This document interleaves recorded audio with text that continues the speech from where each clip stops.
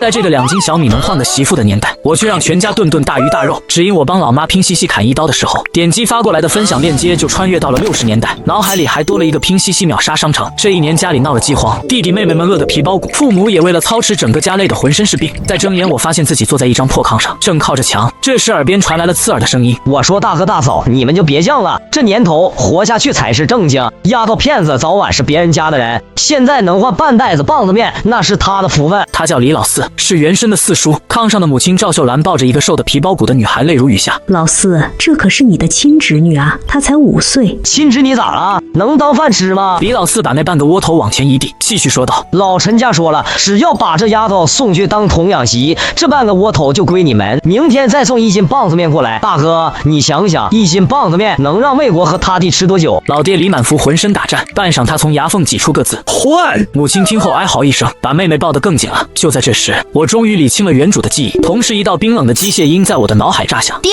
拼夕夕秒杀商城加载中，新手福利秒杀商品，已刷新德州扒鸡1只，秒杀价0.01元，已自动扣除，商品将在3秒后投放至宿主1米范围内，请注意查收。”一个油纸包啪的一声掉在了破旧的土炕上，香气瞬间炸开。炕上的母亲赵秀兰停止了哭泣，墙角的父亲李满福僵住了颤抖，就连最为嚣张的李老四那双贼溜溜的眼睛也瞬间定格，死死地粘在了那个油纸包上。他的喉结疯狂滚动，唾液不受控制的分泌。肉是肉，他反应极快，上来就想抢，可我还是快他一步将油纸包抱进怀里。在他们还处于震惊和呆滞时，我一把撕开油纸，一只油光发亮、形态完整的扒鸡就这么暴露在众人眼前。鸡是鸡，在这个2斤小米能换个媳妇的年代，我却让妹妹吃上了德州扒鸡。只因我帮老妈拼夕夕砍一刀的时候，点击发过来的分享链接就穿越到了60年代，脑海里还多了一个拼夕夕秒杀商城。可我刚到手的烧鸡就有人来抢，为了家人我绝不允许。看着我手中的烧鸡，母亲满脸不可置信。鸡是鸡，我毫不犹豫地从鸡腿上撕下一块最嫩的肉，然后掰开妹妹紧闭的嘴，一点点喂了进去。这操作是埋汰了点，但也顾不上了，救命要紧。我心里吐槽一句，手上动作不停。咳。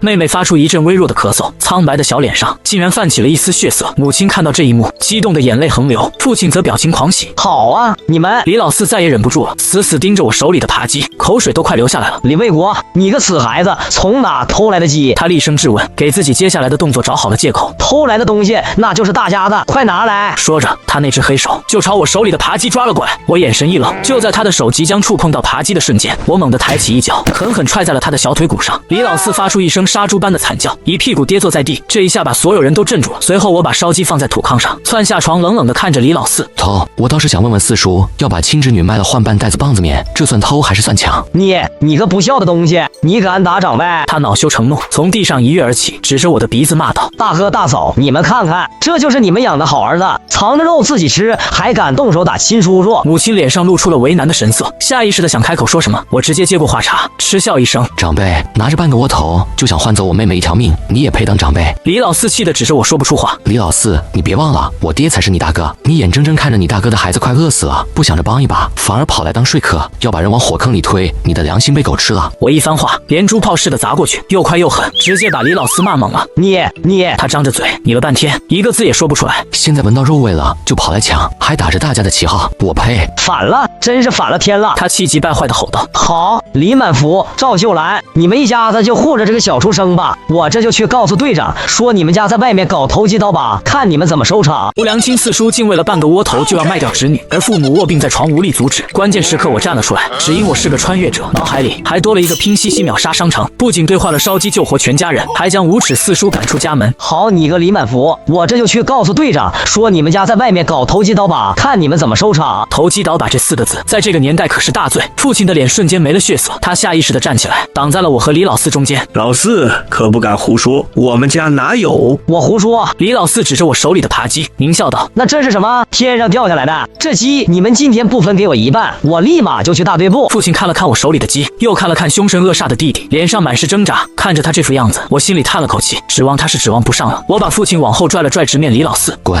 你说什么？我说让你滚出去。我一字一顿地重复道：“现在就滚，不然我不保证你的另一条腿还是不是好的。”你敢？李老四被我的眼神吓得后退了一步，我没再说话，只是拿起灶台边的火钳，重新对上了李老四。屋子里的空气仿佛凝固成了冰块。母亲抱着妹妹，吓得不敢出声。就在这剑拔弩张的时刻，身后父亲动了，他用尽了全身的力气，将李老四推出了门。你给我滚出去！李老四一个踉跄，摔在了院子里的泥地上。李满福，你敢推我？父亲堵在门口，他指着地上的李老四道：“从今天起，你再敢踏进我家门一步，我就跟你拼命！”说完，他砰的一声关上了那扇破旧的木门。李老四在门外气得直跳。你们给我等着！屋子里重新恢复了安静。我松开手，火钳哐当一声掉在地上。我走回炕边，继续拿起烧鸡喂给妹妹。母亲看着我张了张嘴，似乎想问什么，但最终还是什么都没说。父亲走到炕边，看着已经能自己小口吞咽肉丝的女儿，流下了2行浑浊的泪。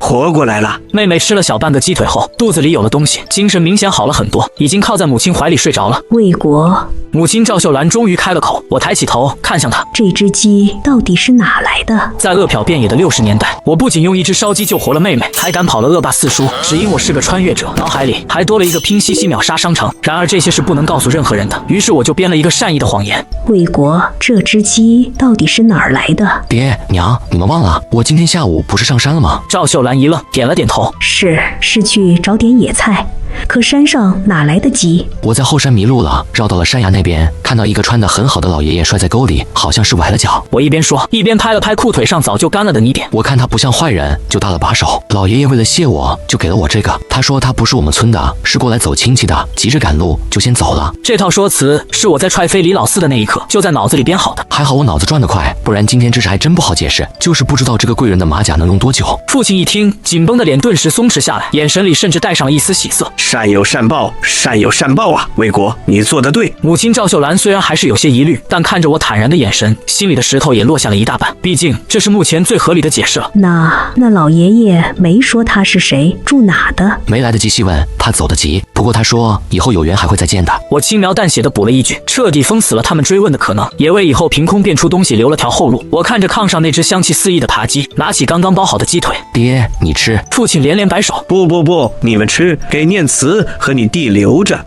我也不饿，你们正是长身体的时候。看着他们布满老茧、干瘦枯黄的手，我的心像是被什么东西揪了一下。这就是这个时代的父母。爹娘，你们都吃，不能给四叔他们留把柄。父亲和母亲都怔住了，随后父亲颤抖着手接过了那块鸡肉放进嘴里。妹妹李念慈被肉香唤醒，又吃了几口肉糜，精神头更足了，甚至能靠在母亲怀里小声的喊一句哥。弟弟李卫军也分到了一个鸡腿，脸上露出了久违的笑容，屋子里的气氛前所未有的温馨，这才像个家样。然而这短暂的温馨很快就被一阵粗暴的砸门声打断了。李满福开门，是村长李大根的声音。父亲顿时慌了神，手足无措地看着我，嘴唇哆嗦着。魏国，这可咋办啊？爹娘别怕，兵来将挡，水来土掩。我走到门边，准备拉开门栓，岂料木门竟被村长一脚踹开了，身后还跟着一脸幸灾乐祸的李老四。好啊，李满福，大半夜躲在家里吃独食，有人举报你们家在外面搞投机倒把，看来是真的了。这肉是哪儿来的？父亲吓得魂不附体，手里的鸡骨头啪嗒掉在地上，母亲也赶紧把弟弟妹妹护在身后。李大根的目光落在我身上，眉头一皱：小兔崽子，大人说话你还敢吃？李老四见状立刻跳了出来，指着我鼻子骂道：队长，你看看他，就是他，不知道从哪搞来的鸡，还打我。目无尊长，无法无天，这鸡肯定来路不正。我抬起眼皮看了他一眼，然后才转向李大根，不卑不亢的开口：大根叔，你当村长总得讲个理字吧？理，老子就是理。这鸡是哪儿来的？说。我下午上山救了个摔跤的老爷爷，他给的。我把之前对父母的说辞原封不动的重复了一遍。哈哈哈哈！队长，你听听，他编的这是什么瞎话？救个老爷爷就给一只烧鸡。李大根的脸色也沉了下来，眼神里满是不信。李卫国，我没工夫听你在这胡咧咧。既然说不清来路，那就是投机倒把。这鸡没收充公，你们一家明天到大队部写检讨，全队通报批评。说着，他便要伸手来拿炕上的半只鸡。父亲急了，下意识的想去护，却被李大根一把推开。队长，不能啊！就在此时，我脑海中那道冰冷的机械音再次响起。丁，新手福利第2弹，秒杀商品已刷新，大前门香烟1盒，秒杀价0.01元，已自动扣除，商品已投放至宿主口袋，请注意查收。来了！我眼神一动，猛地开口：等一下！李大根的动作停住了，所有人的目光都聚焦在我身上。我站到他面前，然后在众人的注视下，将那包大前门掏了出来。大根叔，你说我编瞎话，那这个也是我编的吗？大前门一亮相，屋子里的空气都凝固了。李大根和李老四这2个烟鬼的眼睛瞬间就直了。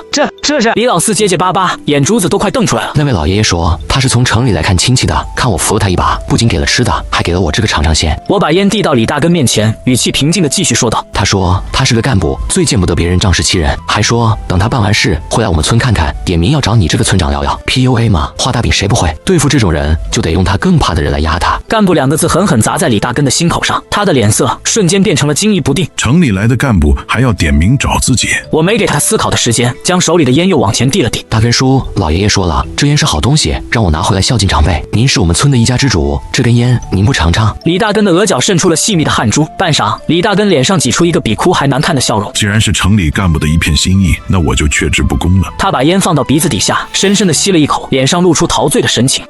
是这个味儿。看到他的动作，我心里的石头终于落了地。赌对了，对付这种欺软怕硬的村霸，你越硬，他越软。站在一旁的李老四彻底傻眼了。队长，这鸡他还不死心，只是炕上的油纸包。大根叔，那举报我投机倒把这事儿。李大根的脸皮猛地一抽，他转过身，恶狠狠地盯着已经呆若木鸡的李老四。李老四一声清脆的耳光，结结实实地抽在了李老四的脸上。一声清脆的耳光，结结实实地抽在了李老四的脸上。你个混账东西，捕风捉影，屁大点事儿就来找我，耽误我跟干部同志联络感情，你担待得起吗？队长，我不是什么，我看你就是见不得你大哥家过点好日子，滚！以后再敢拿这种破事来烦我，我打断你的腿！李大根指着门口，声色俱厉地咆哮道。李老四浑身一哆嗦，连滚带爬地从地上起来，屁滚尿流地跑出了院子。李大根清了清嗓子，恢复了村长的派头。满福啊，既然是误会，说开了就好。孩子上山救人是好事，值得表扬。不过以后再有这种事，记得先来大队部报备一下，免得引起不必要的麻烦。父亲这才如梦初醒，赶忙点头哈腰。是，队长说的是。李大根又瞥了我一眼，转身走出了门。弟弟妹妹也被刚才的阵仗吓坏了，躲在母亲身后，只敢露出半个脑袋偷偷瞧我。我心里叹了口气，知道从今天起这个家不一样了。我走过去，重新拿起那半只鸡。爹，吃吧，没事了。父亲颤抖着手接过，眼眶却红了。魏国，你长大了。就在这劫后余生的温馨时刻，那道冰冷的机械音再次在我脑海中炸响。丁，新手期保护任务完成，成功化解危机，守护家人，奖励发放，新手大礼包1份，已存入系统仓库。拼夕夕秒杀商城正式开启，每日0点刷新3件秒杀商品。我深吸一口气，把注意力重新集中到脑海里。新手大礼包已存入系统仓库，是否开启？开启。商品1：强身健体丸实力装。商品2：改良版高产土豆种。时间。商品3：特级雪花粉20斤。好家伙，直接送来一个新手村神装，强身健体丸，说明上写着能根除暗疾，改善体质，父母常年劳累，落下一身病根，这简直是救命的仙丹。高产土豆种，亩产3000斤，在这个年代，亩产300斤都算丰收，这东西要是种出来，就是一座金山。还有20斤雪花粉，白得像雪一样的面粉，能让全家结结实实吃上几顿饱饭。所有物品将投放至宿主指定位置，请注意查收。我心念一动，指定了炕角的一个破木箱。下一秒，那个原本空空如也的木箱里，凭空出现了一个麻布口袋。这动静不大，但在寂静的夜里，还是惊动了父母。魏国，啥响声？我走过去，打开木箱，首先抱出了那袋沉甸甸的雪花粉。父亲一下站了起来，眼睛瞪得像铜铃。白面是白面。他的声音里带着哭腔。在这个棒子面都算精良的年代，这么一袋雪花粉比金子还贵重。我没说话，又从箱子里拿出了那个白玉小瓶，倒出2粒黑褐色的药丸，一股药香瞬间弥漫开来。爹娘，你们把这个吃了。这是啥？闻着怪香的。还是那个老爷爷给的，说是城里干部吃的保健品，能治病。贵人老爷爷这个马甲，看来还得用上一段时间。父亲看着那药丸，有些犹豫。那么金贵的东西，还是留着吧。爹，你的咳嗽，娘你的腰，还想拖到什么时候？家里现在我说了算，吃。我的语气不容置疑。父母对视一眼，看到了彼此眼中的震惊。他们从没见过我如此强势的一面。最终，他们还是颤抖着手将药丸吞了下去。药丸入口即化，化作一道暖流涌入4肢百骸。父亲猛地咳嗽了几声，吐出了一口浓稠的黑痰。我的胸口不疼了。而母亲也缓缓地直起了她那常年弯曲的腰。我的腰。她活动了一下，脸上满是狂喜。仙丹，这是仙丹啊！看着他们重获新生的样子，我心里也是一阵激荡。拼夕夕，你是我唯一的爹。安抚好激动的父母，我最后拿出了那袋土豆种。爹娘，这才是咱们家以后能过上好日子的根本。我把土豆种的产量一说，父母彻底愣住了。亩产3000斤，魏国，你没说胡话吧？爹，这是改良过的新品种，他让我找个地方偷偷试种，要是成了，以后咱们村都能种。父亲的呼吸都变得粗重起来。他是个老庄稼人，比谁都清楚亩产3000斤意味着什么。后山就就去后山那片没人管的坡地，那里背风向阳，也够隐蔽。父亲的脑子瞬间活络起来，我点点头，这和我想的一样。没错，就去后山，这事必须烂在肚子里，谁也不能说，包括四叔他们。我懂。父亲重重点头，眼神里燃起了前所未有的光芒。第二天天刚蒙蒙亮，我就被一阵饭香唤醒。母亲正烧着火，脸上挂着久违的笑容，父亲则在院子里挥舞着锄头，虎虎生风，仿佛年轻了20岁。弟弟妹妹也醒了，坐在炕上望着锅台，口水都快流下来了。哥，好香啊！我笑了笑，摸了摸他的头。就在这时，脑海里那道冰冷的机械音再次响起：每日秒杀商品已刷新0.01元秒杀专区。商品1：飞鸽牌28大杠自行车1辆。商品2：高级营养液1瓶，可稀释，大幅缩短农作物生长周期。商品3：好运连抽奖机会1次。看着刷新出来的3样商品，我的呼吸瞬间停滞了，要起飞了。然而系统的下一句话却给我浇了一盆冷水：检测到宿主账户余额为0，无法进行秒杀，请宿主尽快获取第1桶金，为账户充值。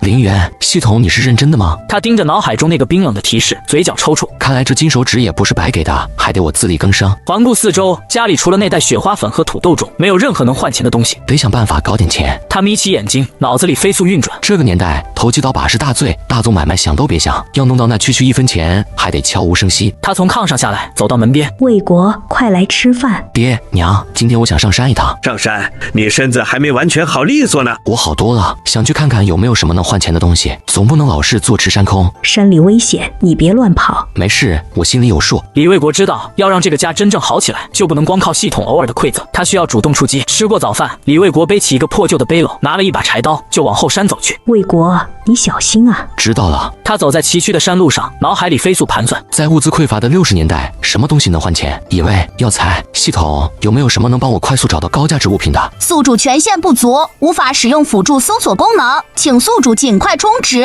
李卫国撇了撇嘴，果然想白嫖是不可能的。突然，一株不起眼的植物吸引了他的注意。这是李卫国蹲下身，仔细辨认，这不是普通的野草。他记得前世看过一个关于中药材的节目，里面提到过一种名为3七的药材，其叶片特征与眼前这株植物颇为相似。他小心翼翼地拨开周围的杂草，果然在泥土中，一个形似纺锤的小块根露了出来。真是3七。李卫国心头一震，他没有急着挖，3七通常成片生长。他环顾四周，果然在不远处又发现了几株。他小心翼翼地用柴刀挖开泥土，将块根完整的取出，抖掉泥土，放入背篓。一个上午，他挖到了大约20-30株野生3七，其中有几株看起来年份不短。李卫国没有直接回村，而沿着小路朝着镇上的方向走去。他记得原生记忆里，镇上有一家中药铺，掌柜的似乎有些门道。走了大半个时辰，他来到了镇上，找到那家中药铺。有人吗？李卫国走进药铺，一个花白胡子的掌柜从柜台后面探出头。小娃子，卖药还是卖药？卖药。李卫国将背篓放在地上，掌柜眯着眼睛看了一眼背篓，眼神里闪过一丝不易察觉的光芒。什么药？李卫国没有直接拿出来，而是压低声音说：野生3七。掌柜眉头一挑，示意他到里屋说话。李卫国跟着他走进一间昏暗的里屋，拿出来瞧瞧。李卫国从背篓里取出几株3七，摆在桌上，其中一株块根粗壮，纹路清晰。好东西，这株至少有10年份了。老头激动地说道：小娃子，这东西你是从哪儿弄来的？山里偶然寻到的。李卫国说辞和之前一样。我爷爷说这东西对身体好。他把贵人老爷爷的身份模糊化，变成了我爷爷。老头没再追问，只是沉吟片刻。你想要多少钱？李卫国心里没底，但他知道这种稀有药材价值不菲。他伸出5根手指。5块钱。老头试探道。李卫国摇了摇头。50块。李卫国还是摇头。老头脸色变了。小娃子，你可别狮子大开口。这东西虽然稀罕，但也不是金子。我这背篓里可不止这些。老头一愣，他确实只看了最粗壮的那株。他拿起背篓，将里面的3七全部倒了出来。当他看到那几十株大小不一的3七时，彻底震惊了。这么多，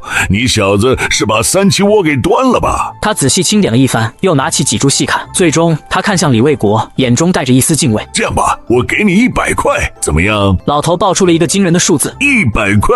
在饿殍遍野的60年代，这几乎是普通人家1年的收入。掌柜的，实不相瞒，我家里急用钱。李卫国放缓了语气：这东西我只求一个稳妥，您给出个公道价也算帮我。老头看着他少年老成的样子，心中暗自称奇。他沉思片刻，一咬牙：120块，这是我能给的最高价了。你这些3七我全要了。李卫国心里一喜，脸上却不动声色。成交。老头从怀里下面摸出一个小布包，数了12张大团结，递给李卫国。李卫国接过钱，感受着手里沉甸甸的重量，这是他来到这个时代的第1桶金。他将钱揣入怀中，转身走出药铺。府。他知道，从这一刻起，这个家的命运彻底改变了。丁，宿主账户已充值120元，秒杀商城已激活。李卫国强压下心中的狂喜，快步拐进一个无人的小巷，他的意念瞬间沉入脑海。商城界面此刻已然金光大作。自行车是这个年代的顶级奢侈品，一辆能换好几个媳妇，但太扎眼，暂时不能碰。抽奖狗都不信，只有这营养液才是眼下最关键的东西。他的目光锁定在第2件商品上，系统秒杀高级营养液，秒杀价0.01元，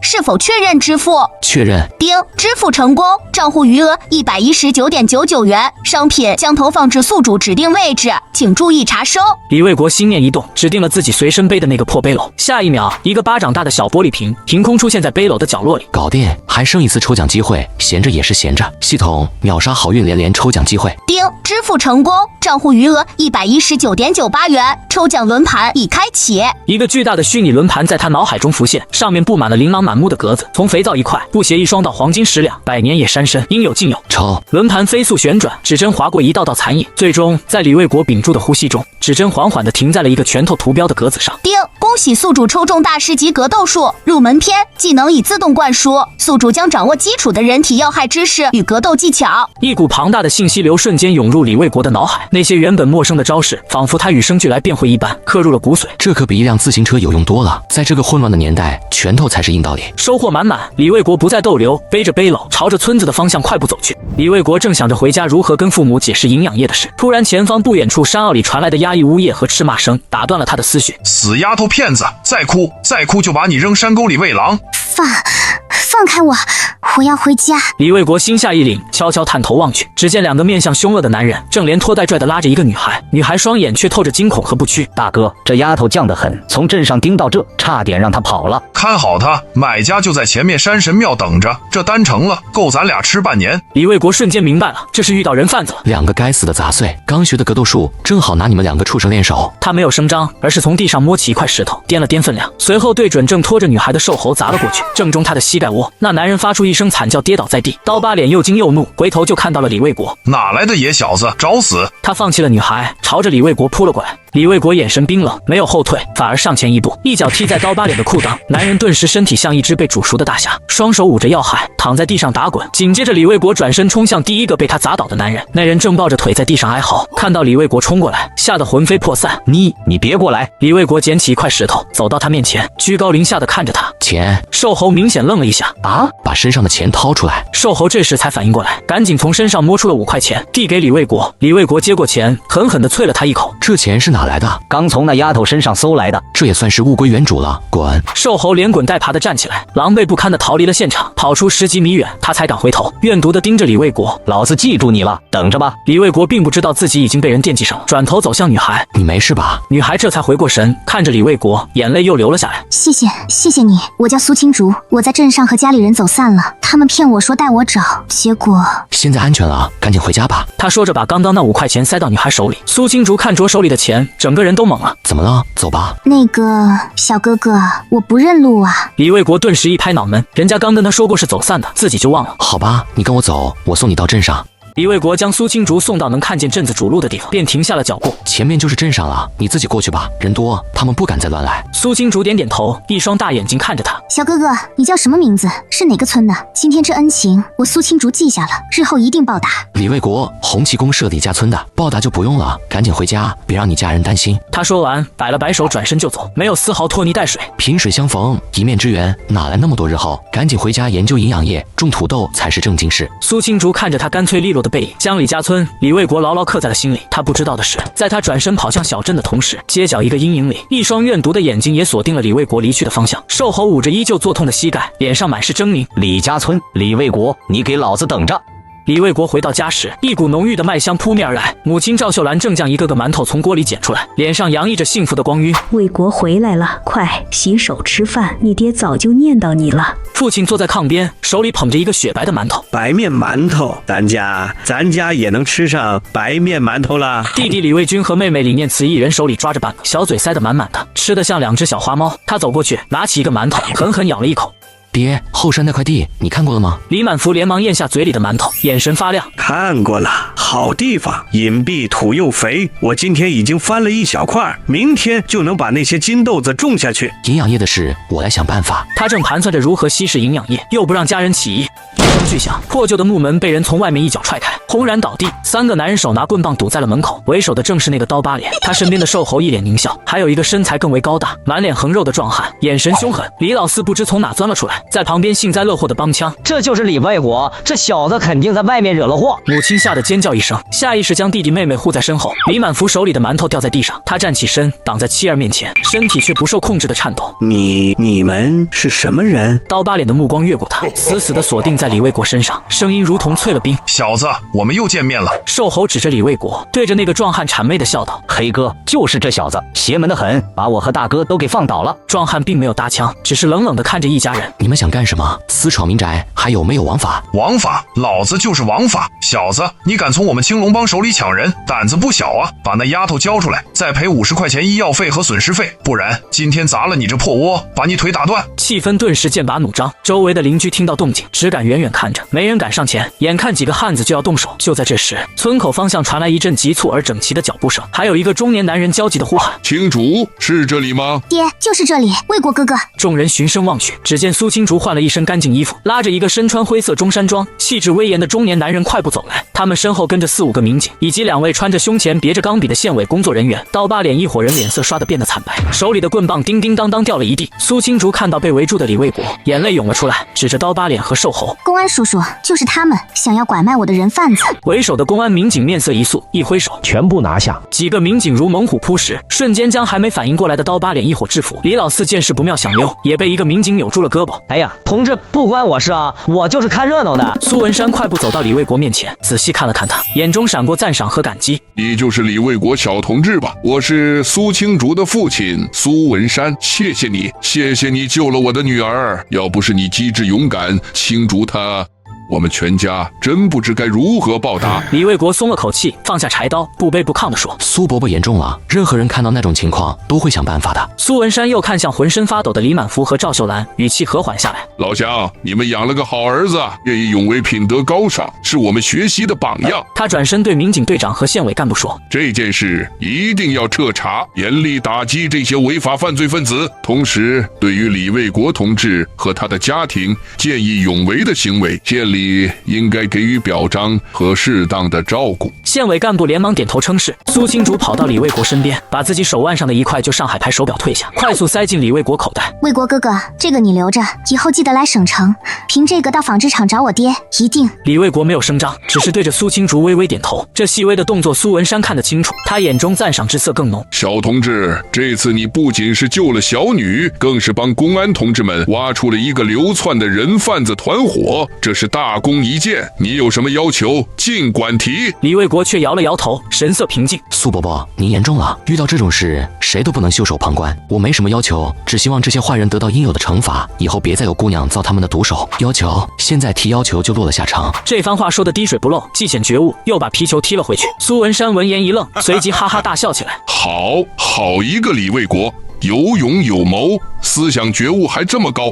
老乡，你们生了个好儿子啊！”他拍了拍李满福的肩膀：“领导过奖了。”这时，村长李大根不知从哪里挤了进来，满脸堆着谄媚的笑，腰弯得像只煮熟的虾。“苏领导，您大驾光临，是我们李家村的荣幸。卫国这孩子打小就懂事，是我们村重点培养的。”李大根话还没说完，苏文山身旁王秘书便冷冷地瞥了他一眼：“你是村长，这么大的事，村里一点动静都没有，还要受害人家属带着我们来抓人，你的工作是怎么做的？”李大根的笑容瞬间僵在脸上，冷汗唰的一下就下来了。一名民警走到苏文山身边，低声汇报：“苏厂长都招了，这几个人是青龙帮的外围成员，长期在各个乡镇流窜作案。这个叫李老四的收了他们5毛钱好处，负责给他们带路指认。”此言一出，全场哗然。为了5毛钱，就把亲侄子一家往火坑里推。苏文山脸色彻底沉了下来，道：“性质太恶劣了，必须从严从重，从快处理。”是。几个民警押着3个混混和魂不守舍的李老四就要离开，苏文山却没急着走，他环顾了一圈李家这4面漏风的破屋，还有那扇倒在地上的木门，眉头紧锁：“小同志，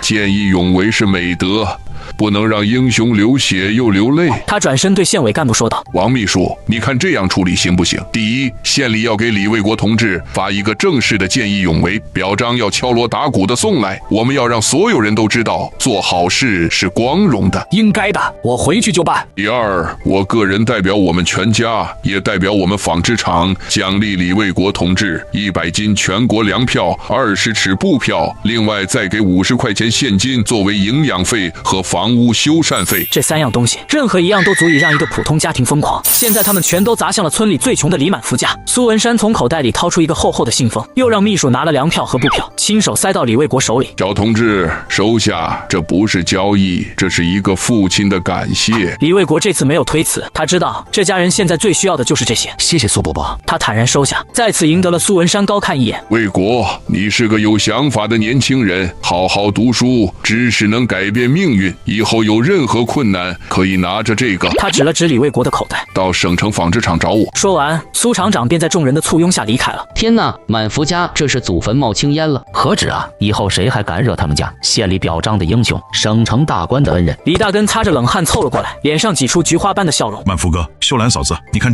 这门坏了，我马上叫人来给你们换个新的，不换个全村最好的。李满福和赵秀兰还沉浸在巨大的恍惚中，只是呆呆地看着手里的信封和票证。李卫国将父母扶进屋，看着那倒地的木门，眼神平静。就在这时，那位县委的王秘书竟去而复返，他快步走到李卫国面前，递过来一张纸条。卫国同志，这是我的联系方式，苏厂长临走前特意交代，让我多关注一下你。王秘书压低了声音，说出了一句让李卫国心跳骤然加速的话：最近县里正在试点搞农业技术推广，需要有文化、有胆识的年轻人，你有没有兴趣？农业技术推广，这不就是瞌睡送来了枕头吗？我强压下心头的狂喜。王秘书，我就是个农村娃，斗大的姿势部的一箩筐，哪懂什么技术啊？王秘书笑了：小同志谦虚了，苏厂长说了，你看问题有想法，做事有章法，文化可以再学，胆识却是天生的。怎么样，有没有兴趣为人民服务，为集体做点贡献？来了，时代的经典话术，但这贡献我必须得做。我深吸一口气，挺直了腰杆，眼神变得无比坚定。王秘书，我愿意，只要能让乡亲们吃饱饭，让我干啥都行。这番话说的掷地有声，充满了年轻人的热血和赤诚。王秘书满意的点点头，拍了拍我的肩膀：好，有觉悟。你先别急，这件事还在筹备阶段，你有什么想法或者有什么成果，都可以通过这张纸条联系我。记住，机会是留给有准备的人的。他没再多说，转身快步离去，留下一个充满想象空间的背影。直到王秘书的身影消失在村口，父亲才扑通一声一屁股坐在了门槛上，手里的信封差点没拿稳。卫国，咱这是要当官了。爹娘不当官，但以后咱们家可以挺直腰杆了。我回到屋里，将信封里的50块钱和票证都交给了母亲。娘，钱和票你收好，明天去镇上扯集市部，给您和爹做身新衣裳，也给魏军和念慈换换季，再买点盐巴和油，家里的油罐子都能跑老鼠了。母亲激动地应下后，转身将钱和票藏了起来。入夜，父母翻来覆去，激动得几乎没睡着，而我则将心神沉入了脑海。账户余额119.98元。王秘书的话是个引子，我必须拿出点硬东西来。后山那10斤土豆就是我晋升的资本。第二天一早，李大根就领着2个村民，扛着一扇崭新的木门来了，门板厚实，还上了桐油，比他自家的都好。满福哥，你看这门咋样？我特意让木匠连夜赶的，以后啊，有啥事儿言语一声，全村都给你办。他搓着手，笑得满脸褶子，眼神却一个劲地往我这边瞟。呵，墙头草，不过现在正好用得上。我走上前，拍了拍新门板。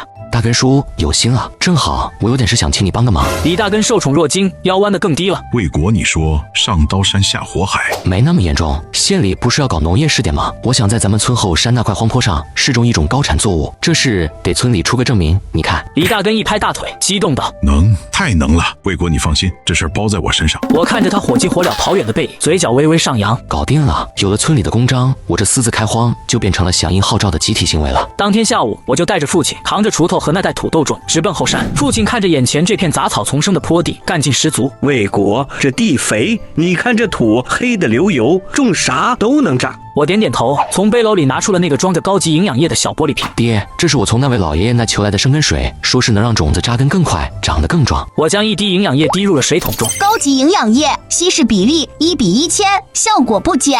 一滴入水，原本清澈的井水仿佛都多了一丝肉眼看不见的活力。我们将土豆种小心翼翼地埋入了翻好的土地里。最后，我提起水桶，将稀释过的营养液均匀地浇灌在这片土地上。爹，咱们回去吧。这就完了，不再看看？不用，明天来看，有惊喜。我故作作神秘地说道。第3天，我用村里的电话给王秘书的办公室拨了过去。王秘书，我是李卫国，我试种的新品种出苗了，想请您过来指导工作。电话那头，王秘书明显愣了一下。出苗了，小同志，你前天才种下去吧？是的，所以才想请领导来看看，是不是我弄错了。王秘书沉默了片刻，随即说道：好，我下午就到，你小子可别让我白跑一趟。下午，王秘书骑着一辆28大杠，载着一个戴眼镜的技术员，在李大根的陪同下来到了后山。当他们看到眼前景象时，3个人全都石化了。只见那片刚开垦出来的土地上，密密麻麻地钻出了一片片茁壮的绿芽。戴眼镜的技术员蹲下身，不敢置信地扒开一株幼苗旁的土壤。这怎么可能？这才2天，根系都快赶上长了半个月的了。王秘书看向我，眼神里充满了震撼和探究。李卫国同志，这就是你说的新品种？我点点头，表情平静，心里却早已乐开了花。是，我叫它奇迹1号。王秘书没有说话，他绕着这片小小的试验田走了一圈又一圈，猛地转过身，抓住我的肩膀。卫国同志，不，卫国老弟，你知不知道你这东西意味着什么？王秘书的声音带着一丝颤抖，死死地抓住我的肩膀。卫国老弟，你知不知道你这东西意味着什么？他身后的技术员更是激动地举着土豆幼苗说道：不可能，绝对不可能，这不符合植物生长规律。2天的禾苗，半个月的根，这是什么品种？哪个国家的？他猛地抬头，镜片下的眼睛里写满了求知欲和疯狂。李卫国将肩膀从王秘书的手中挣脱出来，表情平静。王秘书，刘技术员，别激动，我刚才说了，这叫奇迹1号，眼就应眼，情绪越稳定，对方脑补的越厉害。奇迹，真是奇迹！王秘书的呼吸变得粗重，他死死盯着李卫国。卫国老弟，跟哥说实话，这真是那位老爷爷给你的？是。李卫国点点头，开始了他早已准备好的说辞。那位老爷爷说他是搞农业研究的，看我这人实诚又有善心，就给了我这10斤种子让我试试。他说这是他几10年的心血改良过的新品种，产量高，长得快。技术员扶了扶眼镜，站起身说道：光是种子改良也不可能达到这种速度，土壤、水分、气候都不支持，除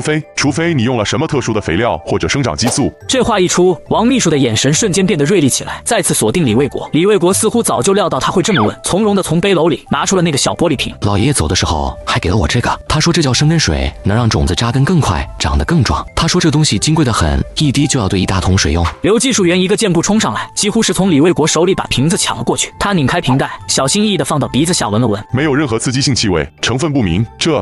王秘书的喉结上下滚动了一下，他一把拉住李卫国，将他拽到一边。卫国老弟，你听我说，这件事已经不是你一个人的事，也不是咱们李家村的事了，这是能上达天听的大事。他深吸一口气，强迫自己冷静下来。这土豆苗，我要立刻带1株回县里化验。这生根水，我也要带走。不，这样你给我1半，我拿回去给县里的领导看。李卫国摇了摇头。王秘书的脸色一僵。王秘书，这东西不能给1半。李卫国摇了摇头。王秘书，这东西不能给1半。他迎着王秘书紧张的目光，一字一顿地说道：我要把它全部交给国家，格局打开，路才能走宽。这趟守山芋，个人拿着就是催命符，交给国家就是护身符和登云梯。王秘书彻底愣住了。好一个李卫国，觉悟高，思想过硬。他重重地拍了拍李卫国的肩膀，眼神里再也没有了任何怀疑。你放心，我王建国向你保证，你的功劳谁也抢不走。他小心翼翼地接过那个小玻璃瓶，像是捧着一件绝世珍宝，然后又让刘技术员挖了2株最茁壮的土豆苗，用布包好。卫国，你等着，我马上回县里向书记汇报，最迟明天县里就会来人，你立大功了。说完，他拉着还有些失魂落魄的刘技术员，几乎是小跑着下了山。一直跟在后面的村长李大根这才凑了上来，满脸堆笑。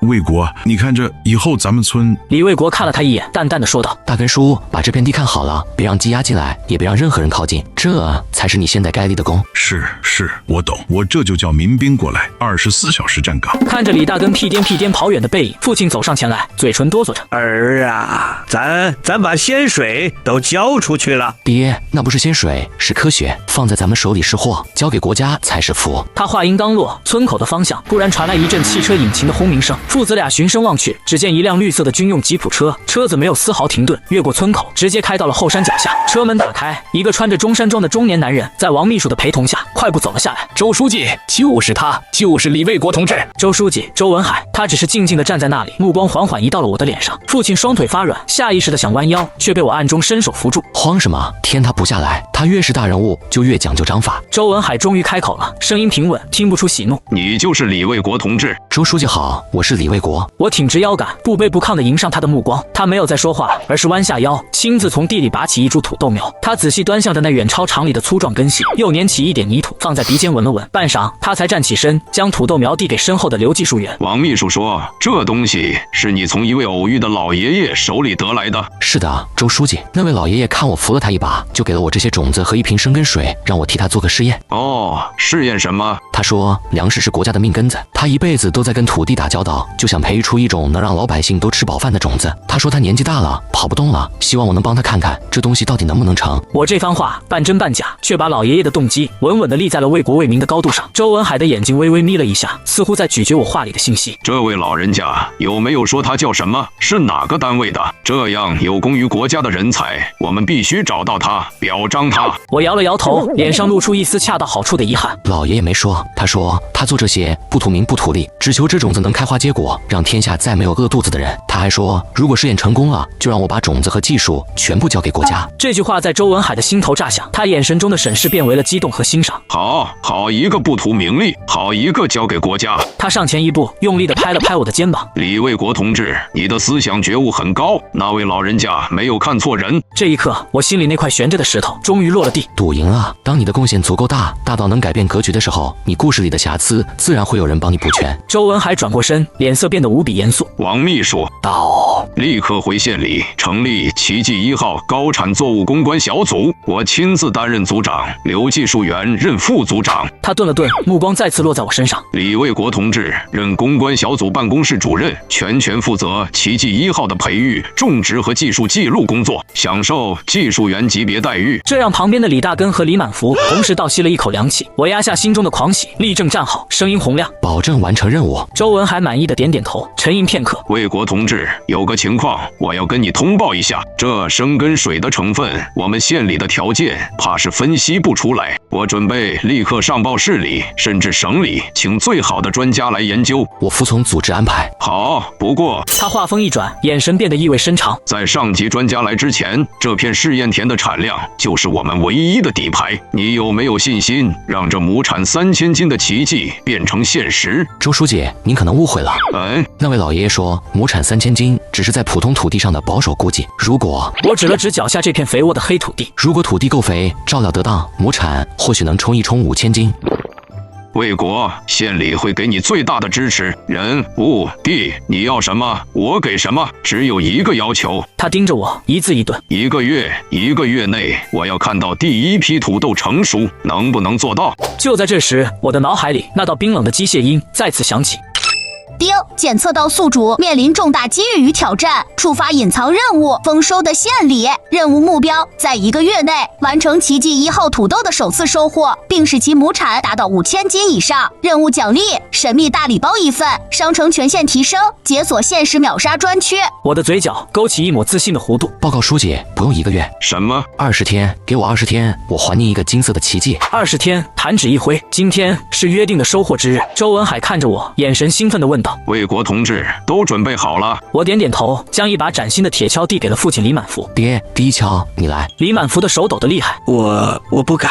我握住他的手，将铁锹稳稳地塞进他掌心。爹，这是咱们家的荣耀，也是你的，挖吧。父亲深吸一口气，像是用尽了全身的力气，将铁锹狠狠地铲进了湿润的黑土里。所有人都屏住了呼吸。铁锹翻开泥土，没有想象中的金光万丈，只有黑色的泥土。人群中传来一阵细微的骚动。我没有说话，只是蹲下身，伸手拨开松软的泥土。下一秒，所有人的眼睛都直了。藤蔓下挂着一串又一串的土豆，密密麻麻，最大的竟有成年人拳头大小。我的娘哎，这一颗上得有10几斤吧？不止，快拿筐拿秤。刘技术员第一个反应过来，他状若疯魔地冲上前，将土豆捧在手里。奇迹，这就是奇迹！哇，全都挖出来，称重！命令下达，早已准备好的村民们立刻涌入田地，一时间铁锹翻飞，惊呼声此起彼伏。天哪，这窝更大！快看，这土豆都快赶上我脑袋了！造孽呀！这哪是种地，这是从地里刨金疙瘩。竹筐一筐筐的被装满，抬到早已准备好的大磅秤上。王秘书亲自拿着本子和笔，负责计数。第一筐103斤，第二筐98斤，数字不断累加，人群的情绪也化为狂热。系统出品果然是降维打击，就是不知道这算不算开了个小小的历史外挂。当最后一筐土豆也过了秤，王秘书拿着记录本的手抖得几乎握不住笔。统计出来了，5862斤。人群彻底沸腾了。周文海定定地站在那里，看着那个数字，看着那座金色的土豆山，这位在战场上都没掉过一滴泪的铁汉眼眶红了。就在这时，山下传来一阵急促的汽车喇叭声，一辆比周书记的吉普车更气派的黑色轿车，在几辆吉普的护卫下，竟然直接开到了山脚。车门打开，一位头发花白的老人在几位省领导的陪同下快步走了上来。王秘书看到来人，大惊失色，连忙上前：陈省长，您怎么青色来了？陈省长摆了摆手，目光越过众人，直接落在了那座土豆小山上，眼神瞬间被点燃。文海啊，你们县这次是放了一颗天大的卫星啊！他走到我面前，目光如炬。你就是李卫国？报告首长，我是李卫国。好一个李卫国！我代表省里，代表全省几千万嗷嗷待哺的百姓，谢谢你。他没有再多说废话，转身对身边的人下令：省报、省台立刻发文，就说我们山河省在农业技术上取得了重大突破，奇迹1号高产土豆试种成功。他顿了顿，再次看向我，任命李卫国同志为培育基地副主任，行政级别暂定为副科级，享受省农科院研究员同等待遇。另外，省里奖励李卫国同志。就在这万众瞩目的时刻，李卫国的脑海里那道冰冷的机械音带着前所未有的激动轰然炸响。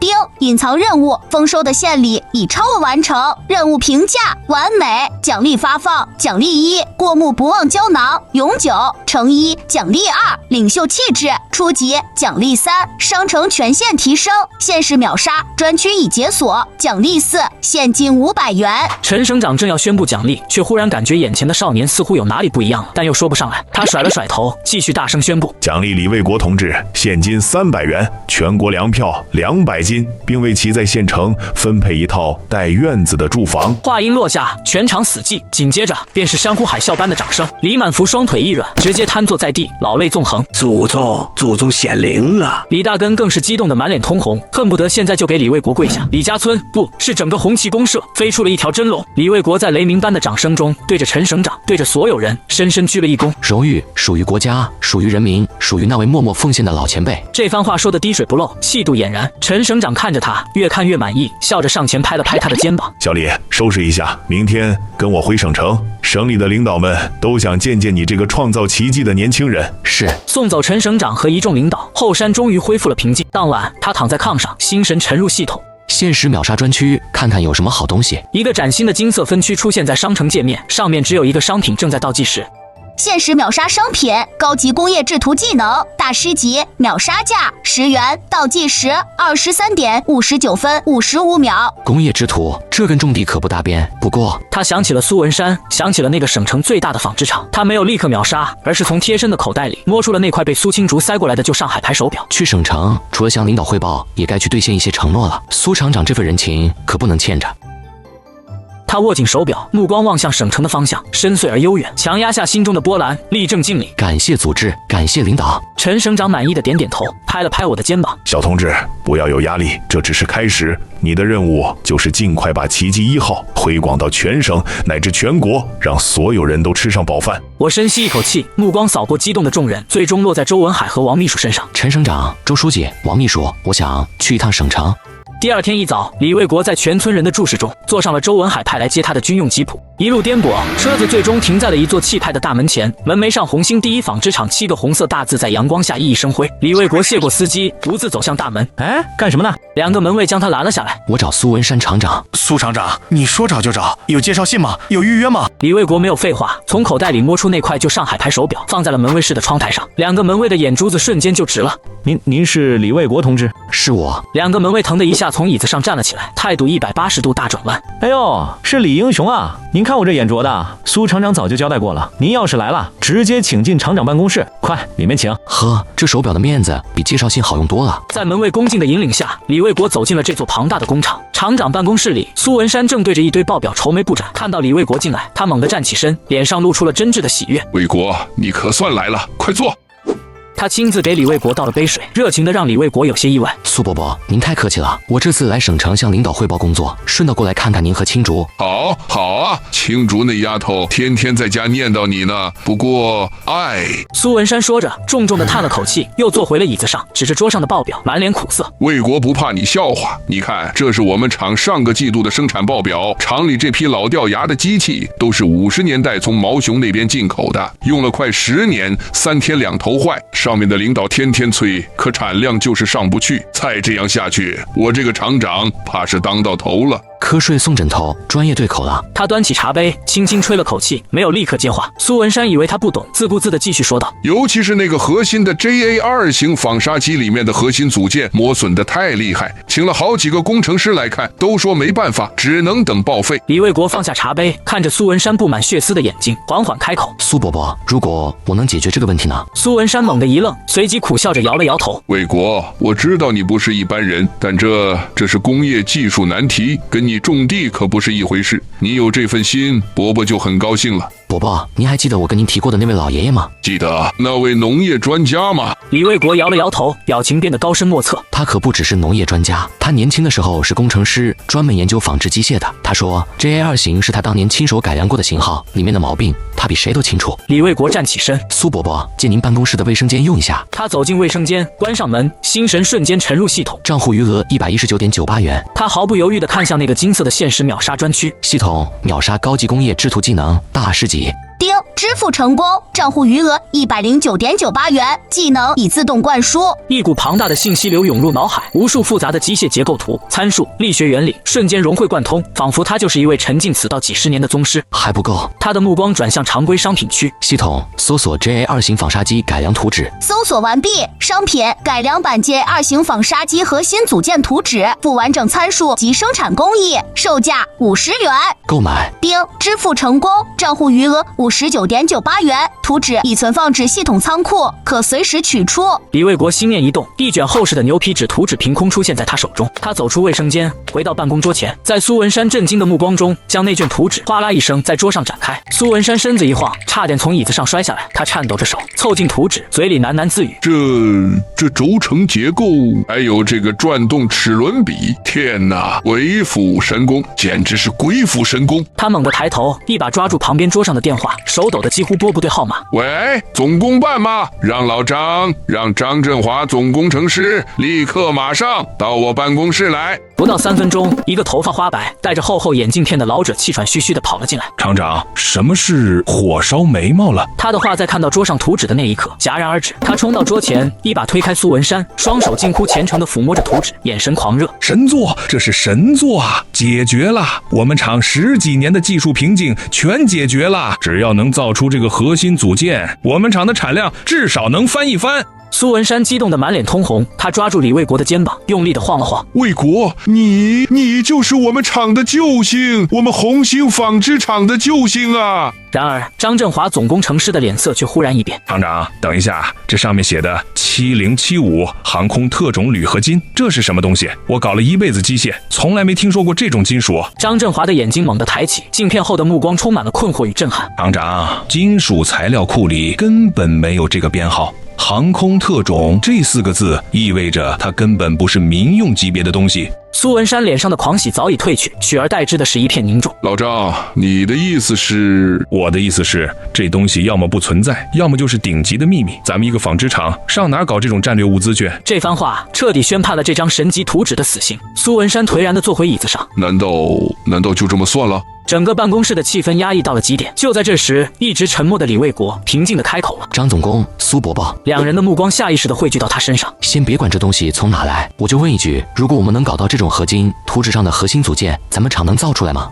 张振华他猛地一拍大腿：“能？怎么不能？只要有材料，我就能把整台纺纱机给你优化的比图纸上还好。”苏文山也反应过来：“卫国，你的意思是你有办法？”李卫国没有直接回答，而是不紧不慢地说道：“那位老爷爷在给我图纸的时候，也给了我一张写满化学符号的纸。”苏文山和张振华的呼吸瞬间停滞了。苏伯伯，我再去用一下卫生间，那张纸我贴身放着，汗湿了得拿出来晾晾。他走进卫生间，关上门，心神瞬间沉入系统。账户余额59.98元，还算充裕。系统搜索7075铝合金冶炼配方及工艺流程。搜索完毕，商品7075铝合金实验室级别冶炼配方极简易工艺流程，60年代版，售价20元。够黑，但值了，购买。丁，支付成功，账户余额39.98元，相关资料已生成实体文件，存放于系统仓库。李卫国心念一动，一张泛黄的草纸凭空出现在他手中，一张泛黄的草纸凭空出现在李卫国手中。他打开门走了出来。就是这个。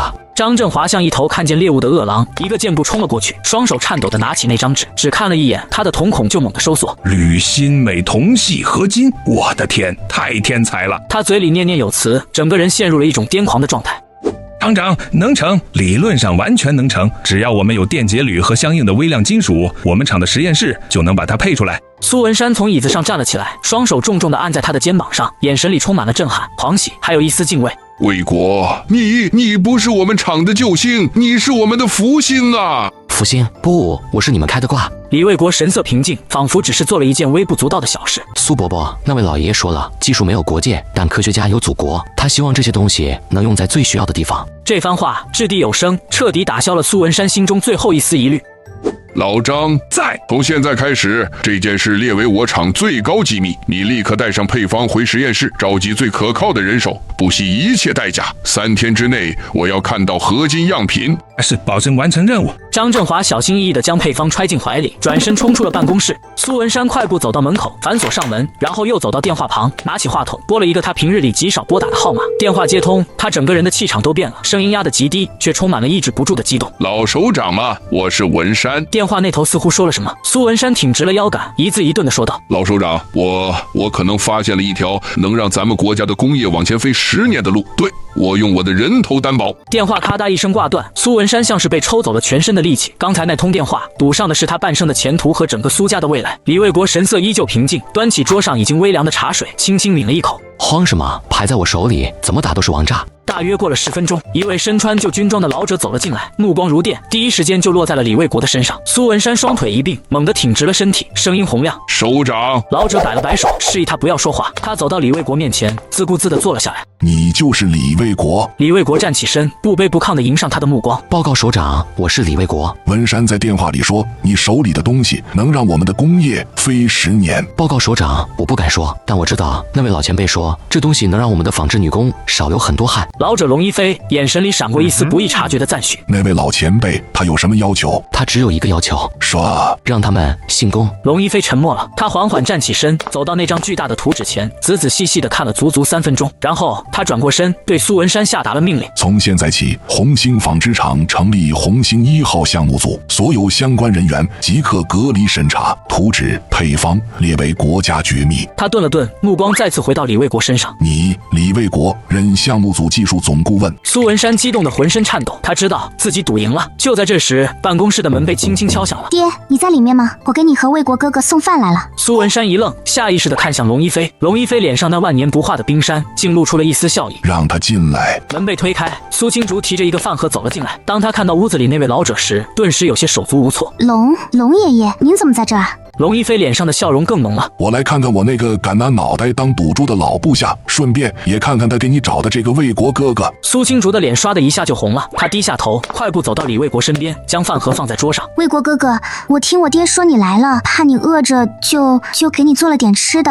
他打开饭盒，里面是2个雪白的大馒头，还有1盘炒鸡蛋。在这年月，这已经是能拿得出手的最好的招待了。李卫国看着女孩羞红的脸，心里流过一丝暖意。谢谢。龙一飞将这一切看在眼里，他走到苏文山身边，拍了拍他的肩膀。文山，你生了个好女儿。然后他又看向李卫国，小子，你也不错。他忽然话锋一转，语气变得无比严肃。李卫国，到，给你3天时间处理好家里的事。3天后，带着你的老前辈留下的所有东西到京城834-1基地报道。此言一出，苏文山和苏青竹同时愣住了。对了，文山，首长请指示。青竹这丫头，我看就不错。等红星1号项目成功了，你找个时间把他们俩的事给办了吧。说完，他便大笑着，在众人的簇拥下扬长而去。办公室里只留下满脸通红的苏青竹和一脸愕然的李卫国。不是，这就包办会阴啊？这年代的领导都这么直接的吗？苏文山僵在原地，脸上的肌肉先是抽搐，苏青竹则像一只受惊的小鹿，耳根红得能滴出血来。不是，这就包办会阴啊？这年代的领导都这么直接的吗？他的目光越过苏文山，落在了那个快要把自己缩成一团的女孩身上。他向前一步，站到苏青竹面前。青竹同志。苏青竹浑身一颤，缓缓抬起头。龙首长的话是组织的关心，也是命令。李卫国看着他的眼睛，语气平静而郑重。但在这之前，我想听听你的想法。苏文山脸上的笑容凝固了，在这个父母之命、媒妁之言尚是主流，组织安排更是天经地义的年代，李卫国竟然会去问一个女孩子的意见。苏金主也彻底懵了，他的大脑一片空白。他在问我听我爹的。他说完又飞快地低下了头，但李卫国却笑了。他从女孩的眼神里读懂了他未尽的话语。他转过身，重新面向苏文山，这一次他的目光清澈而坚定。苏伯伯，青竹同志是个好姑娘，龙首长的关心我李卫国记下了。等红星1号项目成功，我会亲自登门，3媒6聘，风风光光的把她娶回家。苏文山怔怔地看着李卫国，半晌才长长地吐出一口气。好，卫国，我苏文山没看错人。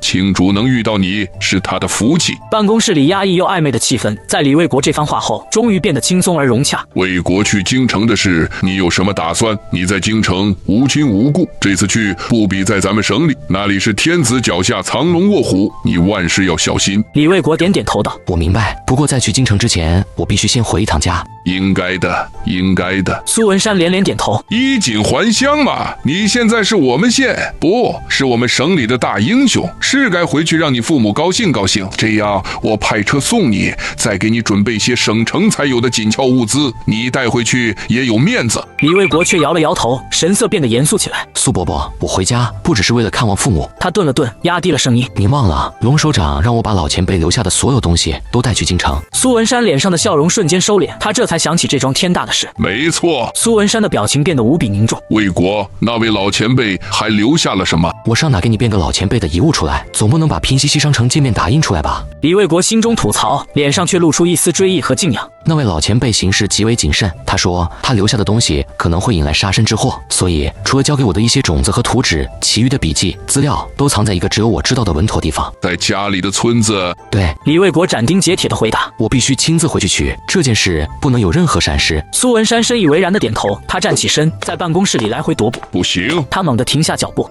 你一个人回去，我不放心。我派2个最可靠的保卫科干事跟着你，他们都是退伍兵，身手好，脑子也活。李卫国想了想，没有拒绝。好，那就谢谢苏伯伯了。事情商定，李卫国便起身告辞。苏青竹一直将他送到工厂大门口。卫国哥哥，你路上小心。李卫国看着他，眼神温和。等我回来。说完，他转身上了车。就在他即将上车的那一刻，一股若有若无的寒意突然从背后袭来。他脚步一顿，目光状似无意地扫过街角，那里一双怨毒的眼睛一闪而逝。李卫国的眼神瞬间冷了下来。看来有些苍蝇不狠狠拍死是不会长记性的。去京城之前，正好把家里的垃圾也一并清扫干净。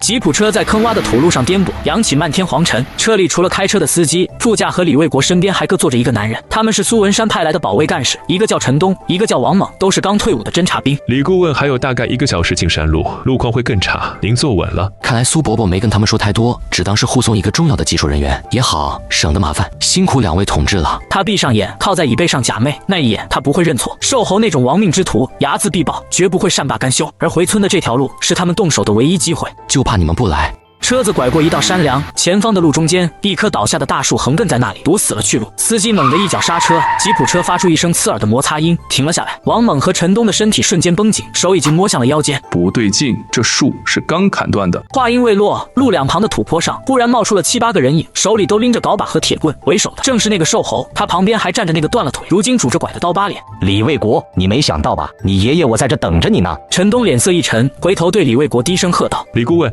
别下车，我们解决。他和王猛对视一眼，瞬间推开车门，一左一右，如同2头下山猛虎，朝着那群混混扑了过去。李卫国却在此时也推开了车门，慢悠悠地走了下来。陈东、王莽，激斗中的2人闻声一顿，动作出现了刹那的凝滞。留活口，尤其是那个瘦猴，我还有话问他。他的声音不大，却清晰地传到每个人耳朵里，带着一种不容置疑的命令感。瘦猴看到李卫国下车，更是兴奋得满脸涨红。兄弟们，给我上，打断他的腿，赏钱10块。重赏之下，那群地痞流氓嗷嗷叫着，绕过陈东和王猛，直奔李卫国而来。陈东和王猛脸色大变，正欲回防，却见李卫国不退反进。他向前踏出一步，右手快如闪电，在那人手腕上一搭一秒，捕猎声清脆刺耳。那混混的惨叫还没出口，李卫国已经夺过他手里的铁棍，反手一记横扫，正中侧面扑来的另一人的膝盖，又是一声闷响，伴随着杀猪般的嚎叫。叫，整个过程行云流水，快到极致。陈东和王猛直接看傻了。这是那个文质彬彬的技术顾问。转瞬间，围攻李卫国的3个混混已经全部倒地哀嚎，剩下的地痞看到这一幕，吓得腿都软了，哪里还敢上前？李卫国将铁棍随手一扔，走到被王猛踩在脚下的瘦猴面前，蹲下身。我们又见面了。你别过来，你到底是什么人？我是什么人不重要，重要的是谁让你来的？瘦猴眼珠一转，还想嘴硬。没人让我来，就是老子看你不顺眼。看来你是不见棺材不落泪，拉下去毙了啊！别，我再问一遍，谁让你来的？光凭你还没这个胆子，也没这个脑子，能把我回来的时间和路线算得这么准？我说是黑哥，是青龙帮的黑哥。黑哥就是上次跟你们一起的那个壮汉。对，就是他。他不知道从哪打听到你要回村，就让我带人来堵你。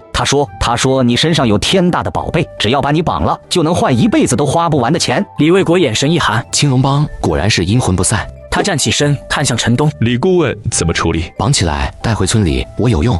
吉普车开进李家村，瞬间引起了轰动。李大根连滚带爬的跑了过来，看到这阵仗，吓得差点跪下。卫国，这是咋了？李卫国没有理他，径直走向自家院子。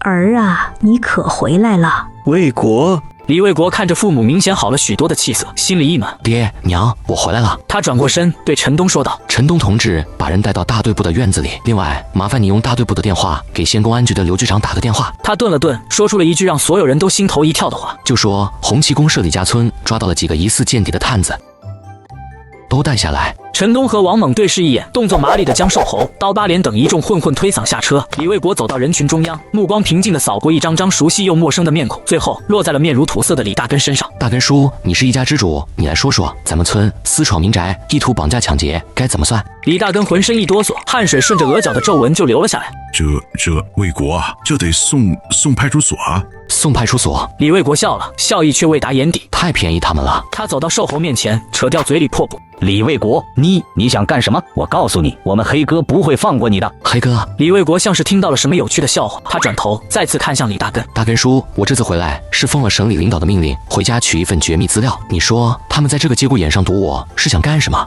来，给你机会脑补，你脑补的越严重，我接下来的事就越好办。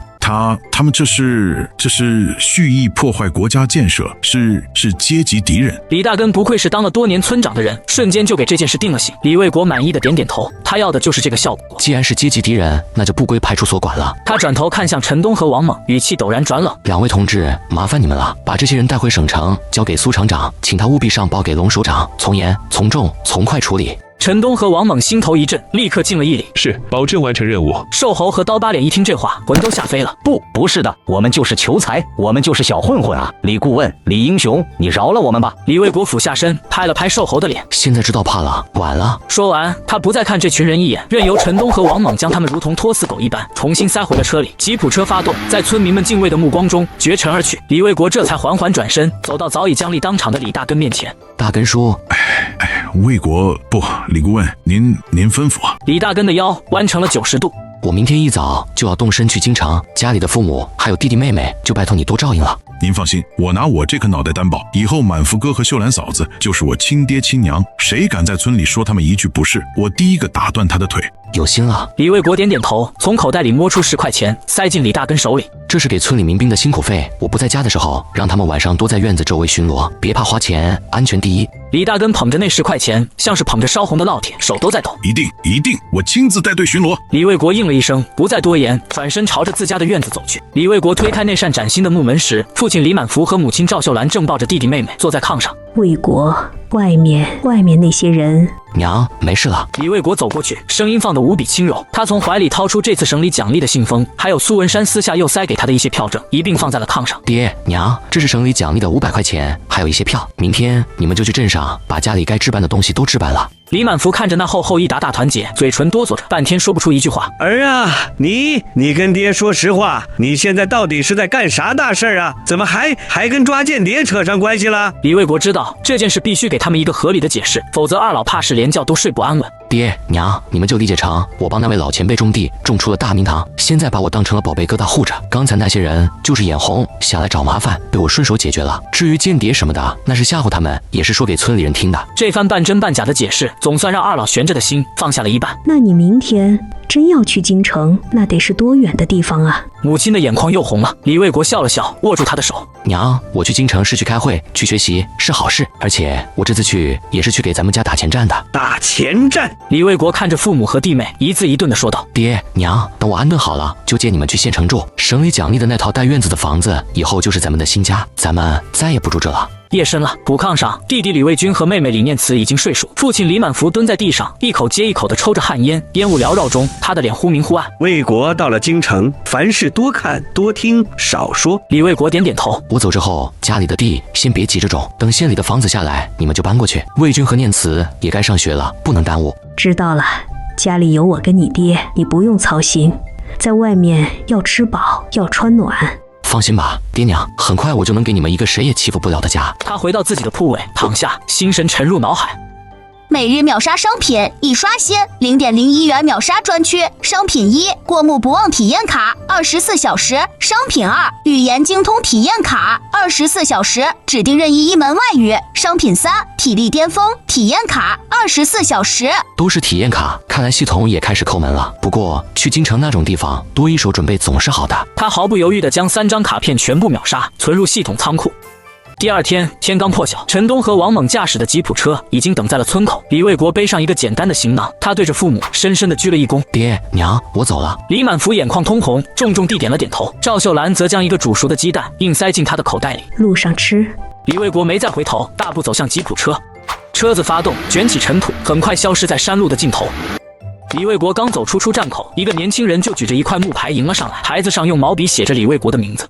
是李卫国同志吗？我是红星1号项目组后勤处的，我叫周震，龙首长派我来接您。年轻人做事却很利落，他引着李卫国上了一辆停在不远处的轿车。轿车，这待遇，看来龙首长是真把我当个人物了。车子没有驶向市区，而是一路向西开往郊区。最终，车子在一座没有任何标识的大门前停下。门口，2名荷枪实弹的卫兵站得笔直，目光如刀。周正下车，递上证件。卫兵仔细核对后，敬了个礼。沉重的大铁门缓缓打开，车子继续向里行驶。李卫国看到了一排排整齐的营房，宽阔的训练场。车子在一栋3层小楼前停下。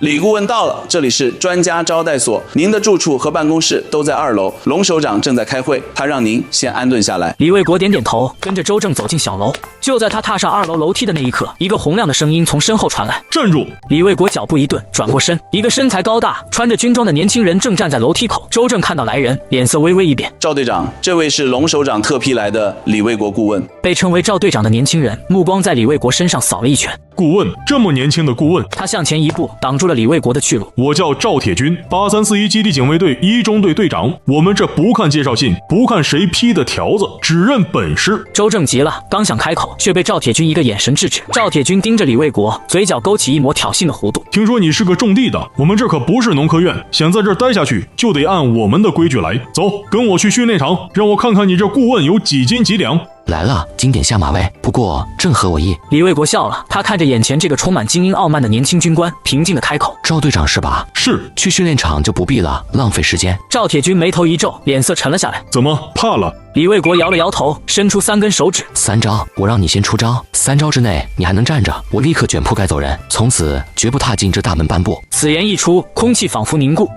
好得很，我倒要看看你这泥腿子怎么3招之内让我站不起来。他不再废话，双脚在地上一顿，整个人如同出膛的炮弹，一记刚猛的直拳直取李卫国的面门。花里胡哨，他只是简单的在那刚猛的拳劲上轻轻一拨，所有的力道瞬间被卸得一干二净。赵铁军一个踉跄，一张脸涨成了猪肝色。你有点邪门，再来！他低吼一声，抬起一脚踹向李卫国。李卫国不退反进，竟也向前踏出一步，脚尖在赵铁军扫来的脚踝处。赵铁军只觉得脚踝处传来一阵钻心的麻痹感，身体再次失去平衡。我的天，这李顾问到底是什么怪物？赵队长，还有一招啊！他彻底疯狂了，放弃了所有技巧，将全身的力量都灌注在双腿上，朝着李卫国猛地撞了过去。他只是抬起右手，对着赵铁军冲来的肩胛骨下方某处轻轻一戳，紧接着赵铁军双腿一软，扑通一声，直挺挺地跪倒在了李卫国面前。赵队长，3招一过，你还站着吗？赵铁军张着嘴想说什么，却发现连舌头都动弹不得，只有无尽的恐惧和屈辱从心底涌了上来。就在这时，一个苍老而威严的声音从楼梯口缓缓传来：铁军，输了就是输了，我们龙魂的兵输得起。周正连忙上前敬礼。首长。龙一飞摆了摆手，目光越过众人，落在了李卫国的身上，眼神深邃。卫国，你比我想象的还要沉得住气。李卫国不卑不亢地迎上他的目光。报告首长，是他们不懂规矩。龙一飞闻言，竟笑了起来。好一个不懂规矩！他走到赵铁军身边，伸手在他后颈处轻轻一按。赵铁军身体一颤，挣扎着站起来，低下那颗高傲的头颅，声音沙哑：“首长，我给您丢人了。”不。龙一飞摇了摇头，他转过身，重新看向李卫国。他这一身本事，不是用来跟你们在训练场上争高下的，是用来保命的。他顿了顿，语气变得无比凝重。那位老前辈的消息已经走漏了，中情局的耗子闻着味就过来了。龙一飞锐利的目光扫过三人，最后定格在李卫国身上，眼神中闪过一丝赞许。都跟我进来。他转身推开了走廊尽头一扇厚重的木门。龙一飞在主位坐下，示意李卫国坐在他的右手边。赵铁军和周正则像两尊门神，笔直地站在门后。半个月前，港岛那边传来消息，一个代号夜莺的间谍被激活了，我们的人跟丢了，只知道他的最终目的地是京城。他的手指在桌面上轻轻敲击着。而就在3天前，红星纺织厂的技术突破作为内部简报送到了几个重点单位，很不巧，其中一个单位出了纰漏。李卫国眼神平静，主动开口：“消息是怎么泄露的？”内鬼已经被控制了，但消息已经传了出去。现在他们只知道我们出现了一位神秘的技术之神，能够凭空拿出超越时代的技术。他们不知道这位老前辈是谁，也不知道他在哪。他话锋一转，目光灼灼地盯着李卫国。而你，李卫国，是目前唯一能接触到这位老前辈的人，所以你就是夜莺唯一的线索和目标。赵铁军的呼吸陡然加重，他看向李卫国的眼神彻底变了。我明白了。李卫国点点头。首长需要我做什么？当诱饵？不。龙一飞摇了摇头，嘴角竟勾起一抹笑意。我要你当猎人。他从抽屉里拿出一份文件，推到李卫国面前。从今天起，成立寻星计划特别行动组，我任总指挥，你李卫国任副组长兼总技术顾问，全权负责与老前辈的联络以及甄别、引诱、抓捕夜莺。好家伙，这是坐着火箭往上窜啊！赵铁军到。你和你的警卫一中队即刻起脱离原单位，划归寻星计划特别行动组，担任行动队队长。你的唯一任务就是保证李卫国同志的绝对安全。他掉一根头发，我扒了你的皮。是，保证完成任务。赵铁军走到李卫国面前，双脚啪的一声并拢，进了一个无比标准的军礼，声音洪亮，掷地有声。李顾问，请指示。李卫国站起身，回了一个不算标准的礼。赵队长，以后我的后背就交给你了。誓死护您周全。龙一飞满意的点点头。卫国，当诱饵太被动，我们要主动出击。他眼中闪烁着智慧与谋略的光芒。敌人只知道有老前辈，但不知道他擅长什么。接下来我们要放出足够香的饵，让耗子自己从洞里钻出来。他将另一份更厚的文件推到李卫国面前，封皮上绝密2个红字触目惊心。这是我们目前最头疼的一个项目，已经停滞了快2年了，无数专家愁白了头，却连门都摸不到。李卫国伸手翻开了文件，一行加粗的黑体字映入他的眼帘：涡扇6航空发动机叶片材料及热胀涂层技术攻关项目。得，刚解决了穿衣问题，马上就要开始操心上天的事了。他合上文件，抬起头，迎着龙一飞充满期待的目光，脸上露出一丝恰到好处的为难和沉思。首长，这位老前辈脾气有点怪，他说他只救急不救穷，这个项目我得先回去问问他老人家的意思。龙一飞闻言，非但没有失望，反而哈哈大笑起来。好，有脾气才叫高人。他站起身，重重地拍了拍李卫国的肩膀。卫国，去吧，需要什么直接跟周正说，整个基地所有资源都向你开放，我只要结果。李卫国点点头，拿着2份文件，转身走出了会议室。赵铁军紧随其后，落后他半步，目光警惕地扫视着四周。看着2人离去的背影，他拿起桌上的红色电话，拨通了一个号码。给我接1号。李卫国坐在那张宽大的办公桌后，手指轻轻敲击着桌面。赵队长，到。去帮我弄点热的，咖啡或者茶都行。是。赵铁军没有丝毫犹豫，转身大步离去，直到办公室的门被轻轻带上，李卫国这才将心神完全沉入脑海。涡扇6，这哪是航空发动机，这是吞金兽，还是60年代的吞金兽，把我卖了都养不起。系统搜索航空发动机、涡轮叶片、高温合金相关技术资料。搜索中，商品已筛选。商品1 F-22猛禽战斗机全套图纸及生产线，售价1亿元。告辞。很快，另外2件商品出现在他眼前。商品60、80年代航空发动机核心理论精要，罗罗公司内部教材，售价100元。商品 GH 系列定向凝固高温合金配方及实验室制备工艺，售价200元。够黑，但也够对症下药，一个给理论基础，一个给材料突破口，正好能解决涡扇6最核心的2个问题。他看了一眼账户余额，将自己所剩的现金全部充值，随后点击购买。丁，支付成功，账户余额299.98元，相关资料已存放至系统仓库。李卫国心念一动，使用过目不忘胶囊，技能已激活。庞大的信息洪流瞬间涌入，仿佛有一位顶级专家在他脑中将几十年的研究成果倾囊相授。李卫国睁开眼，眼神中一片清明。他拉开抽屉，从里面拿出厚厚一沓稿纸和一支钢笔，拧开笔帽，笔尖落在纸上，发出沙沙的声响。当赵铁军端着一杯热气腾腾的茶水回来时，看到他面前的桌上已经铺满了写满天书的稿纸，只一眼，他整个人就僵住了。这不是字，这是天书。李卫国写完最后一笔，长长的吐出一口气。赵队长给龙首长打电话。李卫国的声音带着一丝完成浩大工程后的疲惫，告诉他老前辈回话了，关于涡山六，他老人家给了点思路。不到15分钟，办公室的门被猛地推开，龙一飞快步走了进来，他身后还跟着3位头发花白的老者。卫国。李卫国没有说话，只是将桌上那沓还带灼墨香的稿纸往前推了推。龙一飞立刻上前拿起稿纸，他身后的3位老专家也立刻围了上来。办公室里死一般的寂静。这何止是思路，这简直是把通往航空强国的路直接用黄金铺到了我们脚下。就在这时，资格最老的孙院士忽然抬起头，双眼射出2道金光，死死地锁定在李卫国身上。李顾问，这张图纸上的空心气冷涡轮叶片设计，理论上可以把涡前温度提升整整200度，但是……他猛地一拍桌子，指着稿纸上一个关键的结构图。这个定向凝固，恕我孤陋寡闻，这是什么理论？我们遍查国内外所有资料，闻所未闻。跟一群院士聊定向凝固的晶体学原理，我连高数都忘光了，这不是要我老命吗？还好系统商店里还有实验指导这种贴心服务。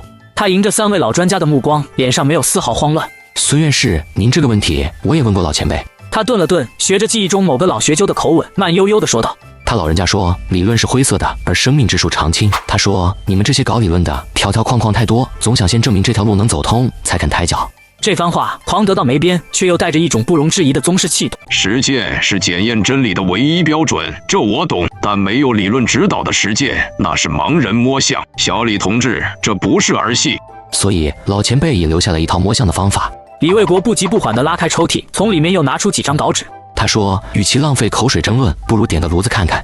3位老专家几乎是同时扑了过去，稿纸上的每一个字都像一颗颗炸雷，在3位专家的脑海中轰然炸响。我的天，这个温度梯度的设计太巧妙了，这简直就是逼着金属结晶排队走。还有这个引擎，原来如此，原来如此。孙院士死死地盯着图纸，身体因为过度激动而微微颤抖。他猛地抬起头，一把抓住龙一飞的胳膊。首长，我要实验室，现在，立刻，马上，我要最高权限，把基地里所有相关的材料专家都给我叫来。龙一飞的眼中早已是惊涛骇浪，他重重的点头。我批人、材料、设备，你要什么给什么。今天就算把天捅个窟窿，也得把这个炉子给我点起来。不到1个小时，一间被清空的特种冶炼实验室内已经站满了国内最顶尖的材料学专家。李卫国站在炉前，赵铁军则带着一队全副武装的警卫，守在实验室的每一个出入口。升温，第1加热区1500度，第2加热区1300度。随着他一声令下，炉内的金属粉末很快融化成了金红色的液体。启动滴热装置，速度调至最低。所有人都屏住了呼吸，眼睛一眨不眨地盯着观察窗。时间过去了很久，终于，孙院士忍不住了，他凑到李卫国身边，压低声音问道：“小李顾问，咋样了？”李卫国看了一眼计时器，平静地点点头。断电，冷却。当炉温降至安全范围，一名研究员戴着厚厚的石棉手套，把石墨干锅取了出来。所有专家瞬间围了上去，在众人的注视下，研究员用钳子敲碎了外层的模具。快上切割机取样，看金像。样品很快被送到一旁的显微镜下。孙院士第一个冲了过去，他几乎是把眼睛贴在了目镜上。阿孙到底怎么样了？神迹，这是神迹，我们亲手制造出了神迹。孙院士踉踉跄跄地走到李卫国面前，浑浊的老眼里竟涌出了泪水。小李，不，李老师，请您务必替我向那位老前辈转达我们所有人的敬意。他深深地向着李卫国鞠了一躬。会议室里烟雾缭绕，龙一飞将最后一口烟吸尽，用力地按在烟灰缸里。他看着坐在对面的李卫国，眼神复杂到了极点。卫国，实验很成功，但也把耗子全都引过来了。龙一飞拿出一张照片拍在桌子上，照片上是一个金发碧眼的外国女人安娜·科瓦尔，明面上的身份是某国的贸易代表，1周前抵达京城，但我们的情报显示，她就是代号夜莺的王牌间谍。龙一飞顿了顿，声音压得更低。就在你们实验成功后1个小时，我们截获了一份加密电报，电报内容很简单：神迹已现，猎杀信使。龙一飞抬起头，死死地盯着李卫国。他们已经确定接触老前辈的信使就在8341基地，而你是这半个月来唯一一个符合所有条件的人。他站起身，走到李卫国身后，双手重重地按在他的肩膀上。夜莺动了，他的目标就是你，而且很可能就在今晚。李卫国坐在书桌前，房间里只开了一盏昏黄的台灯。王牌间谍听着就比青龙帮那帮杂鱼专业多了。他看似在翻阅涡扇6的资料，心神却早已沉入系统商城。账户余额299.98元，钱到用时方恨少啊！时间一分一秒的流逝，墙上的挂钟时针缓缓指向了11点。就在这时，一股甜香气味从门缝下渗入李卫国的脑海中，一道冰冷的红色警报却骤然炸响。警告！检测到不明神经毒素侵入，宿主生命体征出现异常波动，正在被抑制。来了，还是个玩化学的。他没有丝毫惊慌，意念在商城界面飞速划过。系统搜索解毒类商品，要快，要立竿见影。商品筛选完毕，商品军用级强效神经毒素抗体针剂，售价100元。商品百草解毒丸，可解世间百毒，售价80元。商品便携式氧气瓶，副呼吸面罩，售价20元。百草丸好是好，但吃下去太刻意。老子现在可是个手无缚鸡之力的技术顾问。他的目光落在了第3件商品上，秒杀便携式氧气瓶。丁，支付成功，账户余额279.98元，商品已投放至宿主指定位置。李卫国心念一动，指定了书桌抽屉的最深处。他缓缓地吸了一口气，那股甜香已经变得浓郁了些。他的大脑开始感到一丝眩晕，四肢也传来轻微的麻痹感。他像是终于支撑不住，身体一晃，脑袋咚的一声磕在桌面上。门外的赵铁军似乎也受到了影响，靠在墙壁上的身体缓缓滑倒，发出了轻微的摩擦声。一声轻响，房门的锁芯被从外部用工具轻易地转开，一道窈窕的身影闪了进来，正是照片上的安娜·科瓦尔。她缓缓走近，从腰间摸出一支特制的注射器，针管里是琥珀色的药剂，这是能让人彻底丧失意志、问什么答什么的强效土针剂。就在她的指尖即将触碰到李卫国的瞬间，那双原本紧闭的眼睛猛地睁开了。夜莺小姐，你迟到了。他反应快到极致，另一只手闪电般从腿侧拔出一柄闪着蓝光的匕首，直刺李卫国的心脏。然而李卫国骤然暴起，右手扣住安娜手腕一拧，李卫国左手顺势探出一记手刀，精准地斩在她的后颈。安娜的身体一软，彻底失去了反抗的能力，被李卫国顺势按倒在地，反剪双手压得死死的。大师级格斗术，打你个业余的，跟成年人揍幼儿园小朋友有什么区别？他从安娜身上搜出另一支注射器，将里面的土针剂毫不客气地推进了她的脖颈。安娜的身体剧烈地颤抖了一下，随即那双冰冷的眸子开始变得涣散。李卫国这才起身拉过椅子，坐在安娜面前。姓名：安娜·科瓦尔，代号：夜莺。任务目标：活捉代号信使的目标，获取技术之神的情报。李卫国点点头，问出了最关键的问题：基地里谁是你的内应？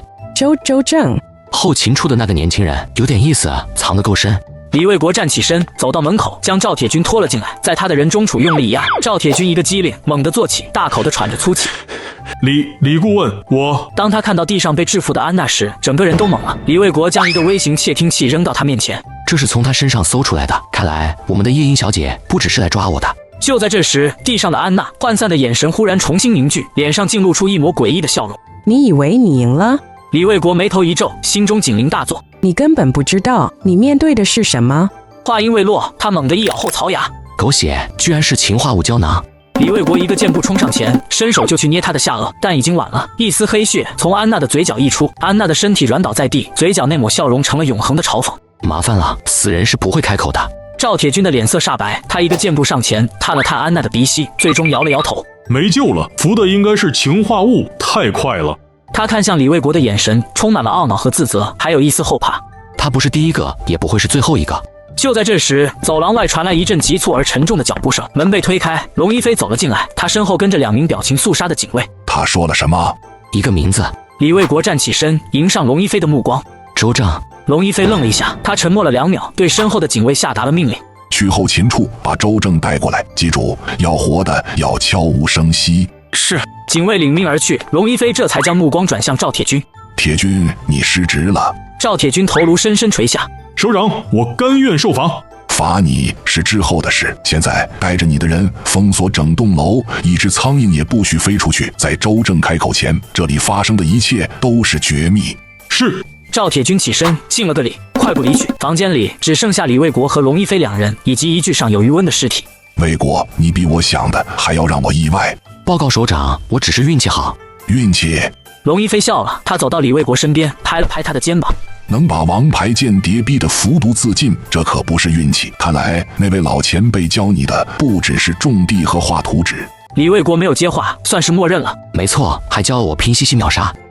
不多时，周正被带了进来，他看上去还有些茫然。当看到屋内的龙一飞时，立刻紧张地立正站好。首长，您找我。可当他的目光扫到地上的安娜时，他脸上的血色唰的一下白了。周正，你认识他吗？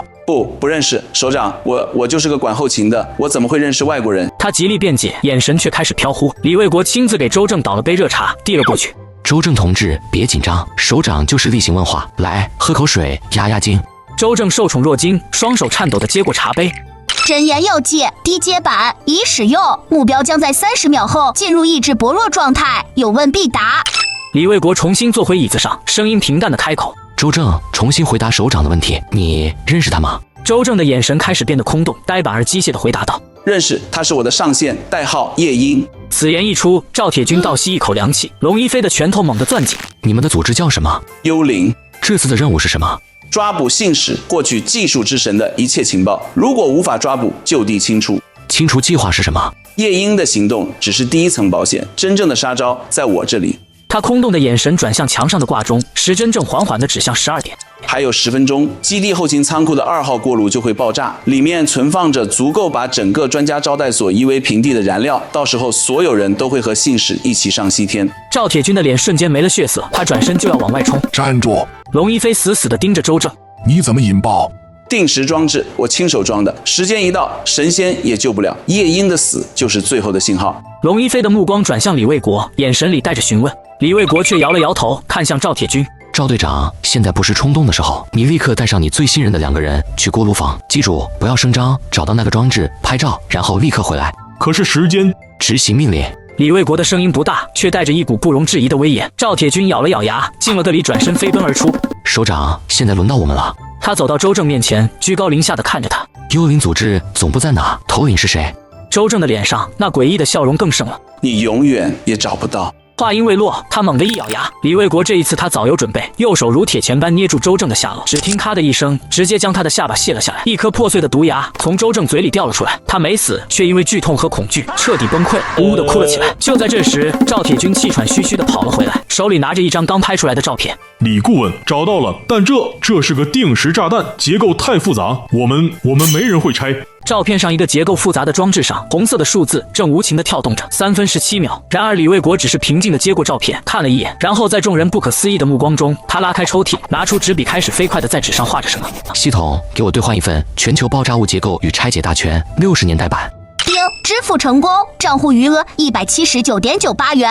他的笔尖在纸上飞舞，复杂的电路图和拆解步骤行云流水般的呈现出来。赵队长，听好了。他将画好的图纸递给赵铁军。先剪蓝线，再断红线，最后拔掉那个同志的保险栓。顺序错一步，我们都得去见阎王。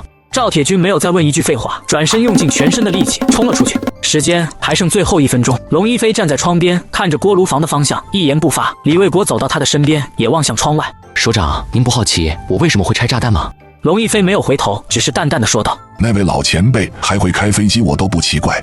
秒针在寂静中走完了最后一格，想象中的惊天爆炸没有发生。龙一飞长长的吐出一口气，他转过身，重新看向李卫国，眼神复杂到了极点。卫国，你有没有想过那位老前辈他为什么会选择你？龙一飞的问题让空气有了重量。李卫国没有立刻回答，他走到窗前，目光越过基地整齐的营房，仿佛看到了李家村后山那片染着金光的土豆田。首长，老前辈说过一句话，我记到现在。他说技术是种子，人心才是土地。他选我，或许是因为我这块地刚刚被恶行过，知道1粒米1颗种子的分量。我比谁都懂得，富起来不该只是仓库里的粮食，更是炕头上的笑声。他转过身，眼神清澈而坚定。好，卫国，你比很多读了万卷书的人更懂这片土地需要什么。幽灵的网我们会继续清理，但你的战场应该换一换了。他递过一份崭新的文件。国家战略技术发展委员会特别顾问兼民生技术转化办公室主任，你的任务是把那些高精尖的种子筛选、改良，种到老百姓最需要的地里去。从提高农具效率到改善纺织工艺，再到让县城医院能用上更可靠的设备，这担子不轻。我明白，首长，我请求第一站让我回家。是该回去了，看看你爹娘，也看看你亲手播下的种结出了怎样的果。组织上已经安排好了，苏青竹同志会和你同行，你们的婚事也该让老家的乡亲们沾沾喜气。车窗外的景色飞驰，苏青竹坐在李卫国身旁，略显紧张地抚平衣角。卫国哥，爹娘会不会觉得我……他们只会高兴，家里添了个又俊又懂事的闺女。你看那片山，我当年就是在那儿挖到了第一株三七。李主任，前面就到红旗公社地界了。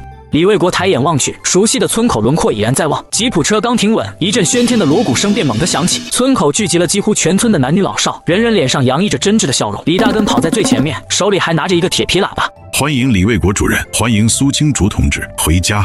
一条鲜红的横幅被拉开，上面写着：热烈欢迎我村英雄李卫国携未婚妻荣归故里。父亲李满福和母亲赵秀兰被乡亲们簇拥在中间，他们穿着李卫国寄回的新衣，虽然依旧朴素，但脸色红润，腰杆挺直，眼里闪着泪花，嘴角却咧得收不住。李卫国赶忙下车，快步走到父母面前：爹娘，好，回来了就好。闺女，路上累了吧？哎呦，这姑娘真俊，快回家，阿姨给你煮了红糖鸡蛋。乡亲们围上来，七嘴八舌的问候。孩子们挤在人群缝隙里，好奇地看着气派的吉普车和城里来的新娘子。老屋焕然一新，墙体重新粉刷，屋顶换了新瓦，那扇曾被踹倒又被精心换上的木门，如今更显结实。堂屋里，赵秀兰拉着苏青竹的手，不住地说话，从柜子里掏出攒下的花生、红枣塞给他。李满福则领着李卫国看他寄回来的收音机，小声说着村里这几月的变化。你弄的那个土豆不得了，县里派了技术员常驻，咱村成了示范点，周边好几个公社都来换种，公粮交得足足的，剩下的家粮囤都是满的。你王婶家年前起了3间新砖房。正说着，李大根拎着2条鱼和一串腊肉进来了，死活要留下吃饭。卫国不，李主任，你是不知道，现在咱李家村出去的人腰杆倍儿直，公社开会，咱村做头牌，这都得念你的好。饭桌上是久违的充满烟火气的团圆饭，白面馒头、炒鸡蛋、腊肉炖菜，还有李卫国带回来的罐头。李卫军和李念慈吃得满嘴油光，眼睛亮晶晶地看着哥哥和未来的嫂子。嫂子，城里真有电动电话，楼上楼下吗？苏青竹温柔地笑着给他夹菜，讲起城里的新鲜事，屋子里充满了笑声。午后，李卫国带着苏青竹走上后山，那片曾救活一家性命继而震动高层的坡地，如今立着农业科技试验田的牌子，规划整齐，作物茁壮。他们走到更高处，在一块可以俯瞰全村的山坡上坐下。这里真好，踏实。青竹，跟我在一起，以后可能不会总是安稳，我的工作注定要到处跑，解决一个又一个难题。我不怕，你在为像爹娘、像乡亲们这样的人谋安稳，这就是最大的安稳。再说，龙爷爷说了，组织上把我调到民生技术转化办公室的资料室了，以后我能跟你一起工作。李卫国心中暖流涌动，握紧了他的手。夜深人静，李卫国躺在熟悉的土炕上，却有些睡不着。他心念微动，脑海中那个陪伴他穿越惊涛骇浪的拼夕夕秒杀商城界面，最后一次清晰浮现。第1阶段引导任务已圆满完成，本辅助系统将进入深度休眠，所有已兑换知识、技能及身体素质优化将永久固化。愿你将来自另一个维度的种子深植于此世，看它开花结果，福泽万民。商城入口关闭倒计时10秒。没有波澜，只有一种水到渠成的平静。李卫国在心中默念：再见，系统。不，谢谢你。未来的路，我会带着你给的一切，和这片土地上的人们一起走下去。界面最终化作一点微光，没入他意识的深处，仿佛从未出现。国庆日的县城礼堂朴素而喜庆，李卫国一身挺阔的中山装，苏青竹穿着一条改良过的红色连衣裙，胸前别着红花。李满福和赵秀兰坐在主婚人位置旁，苏文山夫妇坐在另一侧，都是笑容满面。婚礼简朴而隆重，龙一飞作为证婚人，声音洪亮：李卫国同志与苏青竹同志在共同的理想和奋斗中结为伴侣，希望你们互敬互爱，携手并进，贡献毕生力量。掌声雷动，李卫国与苏青竹相视一笑，向双方父母鞠躬。婚礼后的小院成了另一个欢聚的场所，龙一飞、周文海、王秘书等人也难得放松，坐在院子里喝茶，和李满福聊着庄稼。赵秀兰和苏母在厨房里忙活，坚持要给大家再做一顿家常便饭。温暖的家，团聚的亲人，这才是幸福。李卫国站在受表彰的队伍中，他的身边是许多白发苍苍或正值盛年的科学家、工程师、劳动模范。他转向话筒，目光扫过台下，他看到了前排就坐，向他微微点头的龙一飞。这份荣誉不属于我个人，它属于那位默默奉献、不求闻达的老前辈，属于所有在田间地头、在车间机床、在实验室里，为了让人民更幸福的同志们。我只是他们中的一个被时代选中的回响。我深信，当千千万万个回响汇聚在一起，就是创造灿烂明天的最磅礴力量。谢谢大家。